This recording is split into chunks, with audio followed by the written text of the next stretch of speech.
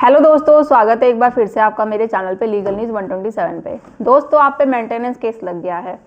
अब आप चाहते हैं कि भाई मेंटेनेंस ना लगे, मैं नहीं देता, मेंटेनेंस बंद करवाना चाहता हूं क्योंकि पत्नी झूठ बोल रही है। वो अपनी जॉब छुपा रही है, इनकम छुपा रही है, बैंक स्टेटमेंट यहाँ तक उसने सबमिट नहीं करी, कोई ITR नहीं भरती है, जॉब करने के बाद भी क्वालिफिकेशन छुपा रही है।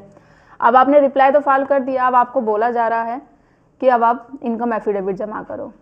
तो आपको ये करना है, इनकम एफिडेविट जमा से करने कि पहले आप ये पता करो कि पत्नी ने इनकम एफिडेविट जमा किया है, तो उसकी एक कॉपी ले लो। कॉपी से ये फ़ायदा होगा ताकि उसमें आप चेक कर पाओगे कि पत्नी बातें क्या क्या छुपा रही है, मतलब क्या सच है क्या झूठ है, वो सारी चीज़ें क्लियर हो जाएगी। और अगर नहीं जमा किया है तो आपको इनकम एफिडेविट जब तक नहीं सबमिट करना जब तक कि पत्नी नहीं कर देती है। तो ये कानून लॉ में बिल्कुल क्लियर मेंशन है कि पहले पत्नी को देना पड़ेगा, जो भी कंप्लेन करता है उसके बाद फिर आपको देना पड़ेगा। ठीक है, तो इसके बाद है कि जो इस स्टेज पे आके आपको क्या स्टेप लेना है, क्या तरीके अपनाने हैं जिससे कि मेंटेनेंस बंद हो जाए या ज़ीरो अमाउंट पर सेटलमेंट हो जाए या कम से कम देना पड़े। तो जानने के लिए वीडियो पूरा देखना का आपको पड़ेगा। और चैनल पे नए जुड़े हैं तो चैनल को लाइक करना, शेयर करना, सब्सक्राइब करना बिल्कुल ना भूलिए। साथ ही बेल आइकन दबा दीजिए ताकि आपको टाइम टाइम से मेरे वीडियो की नोटिफिकेशन सबसे पहले मिलती रहे। तो देखो दोस्तों, जैसे मैंने बताया, जब आप इस स्टेज पे पहुंच जाते हो तो क्यों इनकम एफिडेविट जमा करना है? क्योंकि आप तो ये बात बोल रहे हो कि भाई मैं मेंटेन ही नहीं दूंगा क्योंकि पत्नी झूठ बोल रही है, वो जॉब करती है, अपनी सैलरी छुपा रही है, कंपनी छुपा रही है, और उसने इनकम एफिडेविट में बैंक स्टेटमेंट तक क्यों नहीं दी है अपनी। क्यों? क्योंकि वो जॉब छुपा रही है, उसकी सैलरी खुद मेरी सैलरी के बराबर है या फिर मुझसे कहीं ज़्यादा है। अब वो इसलिए छुपा रही है क्योंकि वो पैसे लेना चाहती है मुझसे।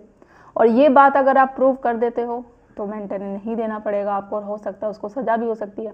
तो इस सिचुएशन पे आप लोग ये सोचते हो कि अब मैं 91 CRPC का केस करूं या फिर 91 CRPC का कर लेता हूं, तो उसके बाद क्या मैं 340 का केस जो CRPC परजरी का है उसमें झूठे केसेस के वो कर सकता हूं या नहीं कर सकता हूं?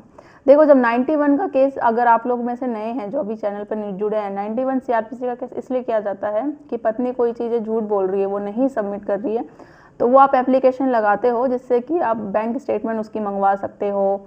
कोई भी डॉक्यूमेंट्स मिसिंग है, बैंक स्टेटमेंट या आधार कार्ड, वट जो भी डॉक्यूमेंट्स हैं, तो वो आप कोर्ट देगा और वो कोर्ट के थ्रू उसको सबमिट करना पड़ेगा ही। अब सवाल ये रहता है, ये तो आपने जैसे कि उसने कोई बैंक स्टेटमेंट नहीं दी अपनी बैंक अकाउंट, तो वो करने के बाद उसने दे दी, तो फिर अब ये रहता है कि हाँ मैं कर सकता हूँ। तो ये देखो बात का बात है, जब उसने बैंक स्टेटमेंट दे ही दी, ठीक है, तो उसे यह पहली बात तो ये क्लियर हो जाएगा कि वो जॉब कर रही है नहीं कर रही, उसकी सैलरी कितनी आ रही है, वो इनकम आएगी, शो होगी उसमें। तो उससे सवाल पहला यही पूछा जाएगा, उस पर ही क्वेश्चन मार्क सबसे बड़ा होगा कि आप तो इन